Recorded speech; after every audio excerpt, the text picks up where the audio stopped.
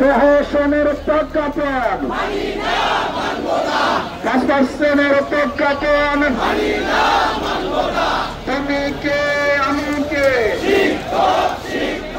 রাজপথে আমাদের কোনো দাবি আছে?